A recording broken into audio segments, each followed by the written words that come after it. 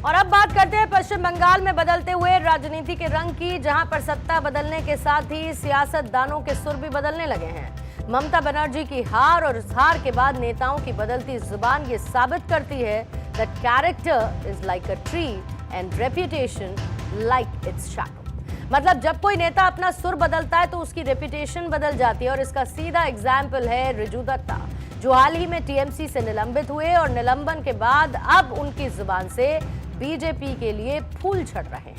रिजू दत्ता का कहना है कि शुभेंदु अधिकारी ने कम से कम 5000 तृणमूल कांग्रेस कार्यकर्ताओं की जान बचाई। दरअसल 6 मई को सीएम शुभेंदु के पीए चंद्रनाथ रथ की गोली मारकर हत्या कर दी गई थी, और इसके बाद शुभेंदु अधिकारी ने हॉस्पिटल से निकलकर सभी से शांति व्यवस्था बनाए रखने की अपील की। अब रिजू दत्ता का कहना है कि शुभेंदु अधिकारी अगर उस दिन बदला लेने की बात कहते तो टीएमसी के 5000 कार्यकर्ताओं का खून हो जाता। लॉ एंड ऑर्डर बनाए रखने के लिए शुभेंदु अधिकारी की तरफ से कही गई बातों के लिए रिजू दत्ता ने उनकी तारीफ की है। और ये वही रिजू दत्ता हैं जो पहले टीएमसी के प्रवक्ता हुआ करते थे, और उन्होंने ही चुनाव प्रचार के दौरान शुभेंदु अधिकारी पर कई तीखे हमले किए, लेकिन पार्टी विरोधी गतिविधियों की वजह से टीएमसी से उन्हें 6 साल के लिए निकाला गया।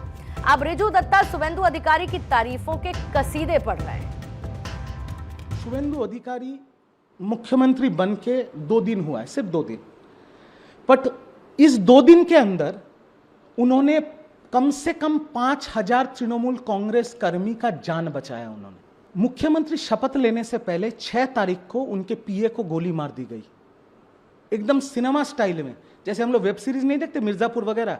अगर उस दिन हॉस्पिटल से निकल के शुभेंदु अधिकारी बोलता कि अभी बदला होगा बंगाल में, उस रात को 5000 तृणमूल कर्मी का खून हो जाता बंगाल में। शुभेंदु अधिकारी निकल के बोला कोई कानून अपने हाथ में ले लेगा, हम इस मैटर को देख रहे हैं, आप लोग शांति बना के रखिए।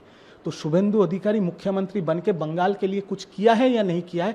कम से कम 5000 तृणमूल कांग्रेस कर्मी का जान बचा लिया, और उसके लिए मैं उनको सैल्यूट करता हूँ। जीत हर गलती को ढक देती है और हार सवालों के घेरे में खड़ा कर देती है। 2021 में जब टीएमसी जीती थी तो उसके बाद किसी की नाराजगी की कोई बात सामने नहीं आई। तब टीएमसी छोड़कर बीजेपी गए कई नेता लौट आए थे, लेकिन इस बार उल्टी गंगा बह रही है, और टीएमसी की हार के बाद सवालों में सिर्फ अभिषेक बनर्जी नहीं, ममता बनर्जी भी हैं। और इन सब के बीच बंगाल में टीएमसी की हार को 3 वजहों से जोड़कर देखा जा रहा है। इसमें सबसे पहला रीजन है इलेक्शन स्ट्रैटेजी तैयार करने वाली फर्म आईपैक, जिस पर ठीकरा फोड़ा जा रहा है। रिजू दत्ता ने खुद भी आरोप लगाया कि चुनाव के दौरान आईपैक ने पूरी टीएमसी को कैप्चर कर लिया था। आरोप यह भी लगे कि आईपैक ने पार्टी प्रमुख ममता बनर्जी को भी अंधेरे में रखा। इसके साथ ही पार्टी में निचले स्तर के भ्रष्टाचार पर भी सवाल उठने लगे थे, क्योंकि रिजू दत्ता ने टीएमसी के जमीनी कार्यकर्ताओं को भी सवालों में खड़ा किया। उनका आरोप है कि निचले स्तर के नेताओं और कार्यकर्ताओं ने जनता पर अत्याचार और बड़े पैमाने पर भ्रष्टाचार किया। हालांकि उन्होंने ममता बनर्जी, अभिषेक बनर्जी और वरिष्ठ सांसदों को व्यक्तिगत रूप से भ्रष्टाचार से दूर बताया। इसके अलावा रिजू दत्ता ने दावा किया कि महिलाओं के मुद्दे पर पार्टी की छवि को नुकसान पहुंचा है। रिजू दत्ता का दावा है कि टीएमसी के लिए महिलाओं का समर्थन कम हुआ, जिसकी वजह से पार्टी को हार का सामना करना पड़ा। नतीजे नेताओं के नजरिए को बदल सकते हैं, और पश्चिम बंगाल में ये हो भी रहा है।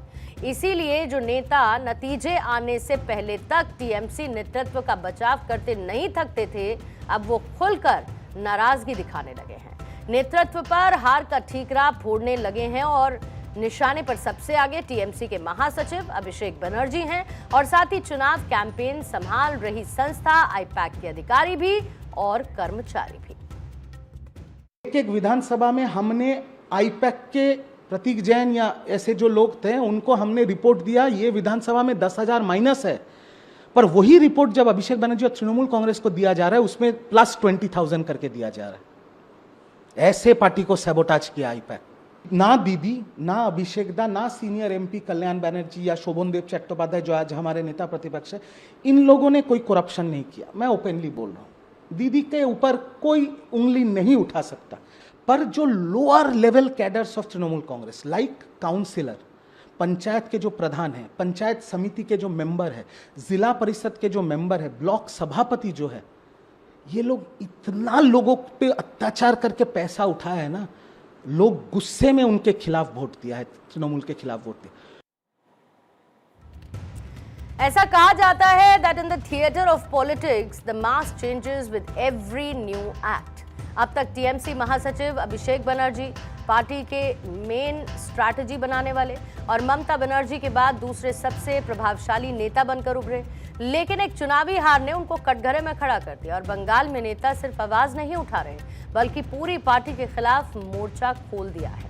वही रिजू दत्ता जो चुनाव से पहले आईपीएस अधिकारी अजय पाल शर्मा को धमका रहे थे, अब माफी मांगते नजर आ रहे हैं। मैं इस वीडियो के माध्यम से आईपीएस श्री अजय पाल शर्मा जी को ये सीधी तरह कहना चाहता हूं कि जो भी बातें मैंने कही थी वो एक पार्टी के प्रवक्ता के तौर पे पार्टी के हेडक्वार्टर में बैठ के पार्टी का लाइन पकड़ के मैंने कहा था। कोई ये व्यक्तिगत टिप्पणी नहीं थी, ना ही मेरे साथ आपका कोई व्यक्तिगत विवाद है।